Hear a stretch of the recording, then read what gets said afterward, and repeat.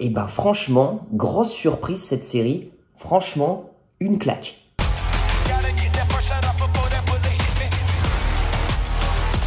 Et donc bonjour tout le monde, j'espère que vous allez tous très bien. Aujourd'hui on se retrouve pour une nouvelle vidéo consacrée à la série The Falcon and the Winter Soldier. Aujourd'hui je vais faire une critique qui sera un petit peu différente des critiques que je fais habituellement sur Marvel et sur d'autres séries sur la chaîne, parce que ça va être une critique sans spoiler, 100% sans spoiler, il n'y aura pas de partie spoiler. Et du coup pour un petit peu le synopsis, donc du coup Falcon and the Winter Soldier se passe après l'éclipse, donc après Avengers Endgame, le claquement de doigts de Thanos et tout le tralala. Et du coup on suit le duo Bucky et Sam qui du coup après la mort de Captain America vont essayer de faire honneur à ce bouclier là. Il y a toute une intrigue autour du bouclier de Captain America avec John Walker, etc. Et du coup on va les suivre dans leurs aventures. Ils vont s'orienter à Madripoor pour combattre de nouveaux antagonistes. Je vous en dis pas plus, mais voilà, c'est assez intéressant de voir un peu comment ils font leur deuil un petit peu à la mort de Captain America. Pour vous dire, moi The Falcon and the Winter Soldier, bon j'en ai pas fait critique épisode par épisode parce que j'avais pas le temps, mais pour vous dire j'avais zéro attente. Même quand j'ai vu les bandes annonces, j'étais pas du tout hypé. J'étais dans l'euphorie WandaVision et je voyais les trucs, ça m'hypait vraiment pas du tout. En plus, je suis pas très fan du personnage de Sam Wilson. Désolé, mais le Faucon, j'ai du mal. J'ai vu qu'il y avait Bucky. Bon, Bucky, j'aime bien le personnage, mais voilà. Et j'ai vu qu'il y avait Zemo, je me suis dit, mais voilà,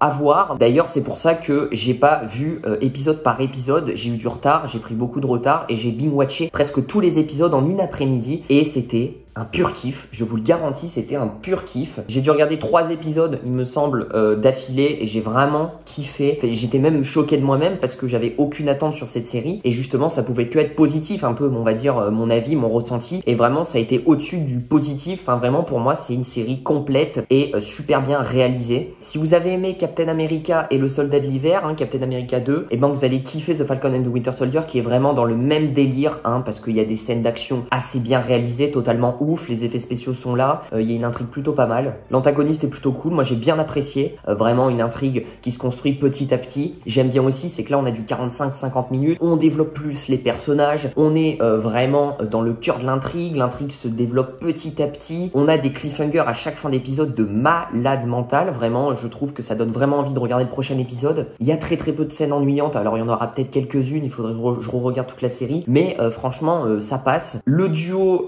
Bucky et Sam Wilson marche super bien. Je trouve que leur développement, le fait qu'au départ et leur développement est super bien réalisé. Et franchement au départ le duo j'avais un peu de mal et j'avais un peu peur. Je me suis dit ça va pas bien matcher les deux et en fait ils se complètent super bien. Mais vraiment dans cette série là on est plus sur du MCU terre à terre et sur du vrai MCU qu'on a l'habitude de voir, c'est-à-dire un peu d'humour et beaucoup d'action avec des effets spéciaux très bien réalisés, avec des cascades très cool, vraiment des combats de ouf. D'ailleurs très bon le personnage de John Walker qui est l'ancien Captain, enfin le nouveau Captain on va dire, très bon personnage, franchement au départ j'étais pas très fan, mais plus t'avances dans la série et plus tu t'en découvres sur ce personnage et plus tu t'attaches au personnage mine de rien. Mais moi dans cette série j'ai eu un gros coup de cœur pour le Baron Zemo, parce que oui le Baron Zemo, ceux qui ont vu les bandes annonces, c'est pas un spoil, mais il était de retour dans la série et franchement les 3 premiers épisodes qui développent un peu le Baron Zemo, ils sont incroyables, vraiment. Le Baron Zemo, je pense que on a pu voir à tous cette danse qui est maintenant un mème sur Twitter et qui Marvel Studios ont même posté une vidéo de 1 heure en boucle de la danse de Zemo en boîte de nuit sur YouTube. Enfin vraiment ça c'est iconique, maintenant c'est devenu iconique. Enfin franchement Zemo, gros coup de cœur, c'est vraiment mon perso préféré de la série en termes de développement, en termes de tout. Franchement là on apprend à le découvrir vraiment parce que effectivement dans Civil War, le Soldat de l'hiver, on l'a vu en tant que méchant, après ça reste toujours un méchant, mais là on découvre un petit peu plus d'autres facettes de sa personnalité et on découvre un petit peu plus ses origines aussi, la Sokovie, sa famille un petit peu plus. On développe un peu plus le personnage, on en apprend plus et j'ai hâte de le revoir. Alors peut-être un petit défaut au scénario, parce que bon ça n'a pas toujours été le point fort de Marvel, c'est pas le plus grand scénario incroyable, c'est un truc hyper classique, hyper banal, mais ça fait le taf, franchement ça fait le taf, moi ça me choque pas. Moi vraiment je le répète, mais dans cette série vraiment je trouve ce qui est super, c'est vraiment toutes les scènes d'action, vraiment comment elles sont réalisées elles sont super bien réalisées, la façon de filmer au montage, même les cascades, les combats, les scènes de combat, je les trouve épiques. Ça faisait longtemps que j'avais pas vu des scènes de combat aussi badass, vraiment ça fait plaisir. Parlons aussi de la bande originale, des musiques, la soundtrack, voilà, très important. Moi j'aime beaucoup à chaque fois en parler.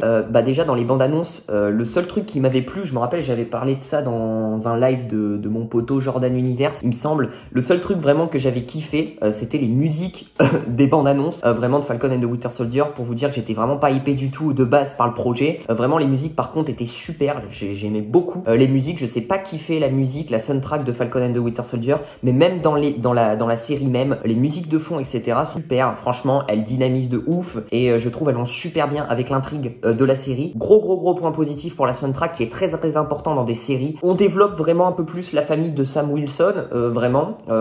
Figurez-vous que effectivement je suis pas trop fan du personnage, alors je suis toujours pas grand fan du personnage, mais je l'aime un petit peu plus dans cette série et on découvre un petit peu plus sa famille, hein, on découvre sa famille et bon effectivement c'est là où c'est un petit peu les scènes un petit peu creuses de peut-être de la série, mais je trouve qu'elles sont quand même intéressantes parce que ça développe le personnage et on en apprend plus sur Sam Wilson. Bucky Barnes aussi, on développe aussi un petit peu ses traumas du soldat de l'hiver qu'il était avant, on développe un petit peu Tac. J'ai vraiment bien aimé aussi les développements des deux personnages pour le coup qui sont très intéressants. La touche d'humour est subtile parce que il y en a pas trop, il y en a un petit peu mais il y en a pas trop, voilà. Donc franchement si vous avez aimé Captain America 2 ou si vous aimez un petit peu tous les films d'action, un petit peu suspense avec des bons effets spéciaux, des bonnes cascades et tout, des bonnes scènes de combat vraiment rythmées, une série assez intéressante à regarder, regardez Falcon and the Winter Soldier. Le souci dans cette série c'est que du coup c'est lié au MCU et du coup je sais qu'il y en a beaucoup qui regardent ma vidéo qui ne connaissent pas du tout le MCU et du coup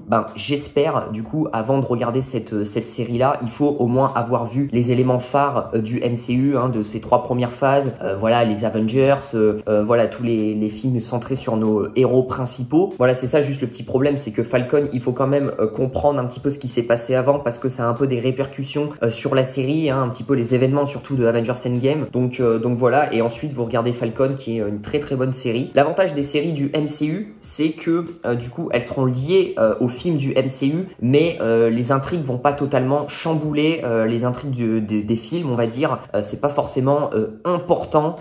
Si tu sautes une série, que tu regardes d'un film à l'autre et que tu sautes la série qui est entre temps, c'est pas forcément grave en fait, ça va pas forcément impacter dans la chronologie, dans la timeline. Je veux dire, tu peux très bien avoir vu Avengers Endgame et directement regarder The Falcon and the Winter Soldier sans passer par la case WandaVision. Et j'ai oublié de parler de l'antagoniste, enfin le groupe d'antagonistes, les Flag Smashers, qui est un petit peu le groupe, un petit peu révolution, la résistance on va dire. J'aime bien les appeler la résistance comme dans la Casa des Papel parce que c'est un peu ça, ils résistent un petit peu.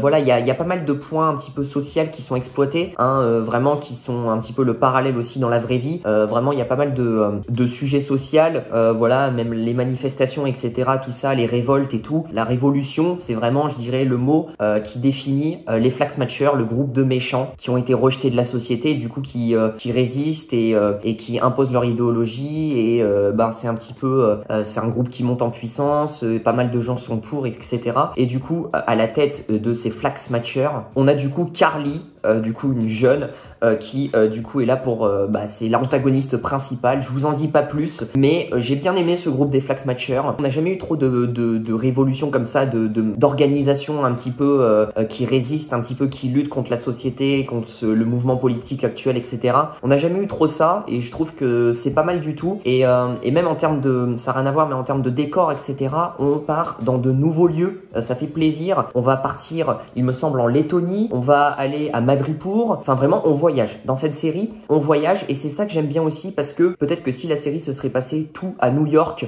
peut-être que ça serait un petit peu lassant et un peu ennuyant. Là, on a de nouveaux décors, ça fait plaisir et ça varie un petit peu les plaisirs. Les couleurs, les couleurs à l'image. À Madripour, c'est magnifique. Hein, les plans qu'ils font à Madripour, franchement, c'est magnifique. La nuit, parfois, où c'est les premiers épisodes, c'est vraiment super beau. Ou même quand on est en Lettonie, hein, dans l'Europe de l'Est, un petit peu dans ces pays-là. Je crois qu'il y a d'autres petits pays pays aussi dans l'Europe de l'Est où on y va. Franchement, c'est super, c'est franchement super et ça varie les décors et ça aussi c'est un bon point à retenir. Là où pour le coup dans WandaVision on était dans une sorte de huis clos, hein, alors c'était le but, mais on était dans une sitcom et on était vraiment dans le même lieu en fait. C'est pour ça que ça a pris moins de temps et d'ailleurs c'est pour ça que WandaVision est sorti avant Falcon alors que de base a été prévu après Falcon. C'est que c'est plus rapide le tournage parce que ils ont tourné les 3-4 premiers épisodes dans une maison. La plupart des scènes sont dans la même maison. Ils ont juste monopolisé une ville et aussi un camp pour le SWORD, etc. Mais c'est tout, il n'y a pas eu 50 000 trucs. Que là, dans Falcon, on voyage, donc du coup, ça a pris un peu plus de temps.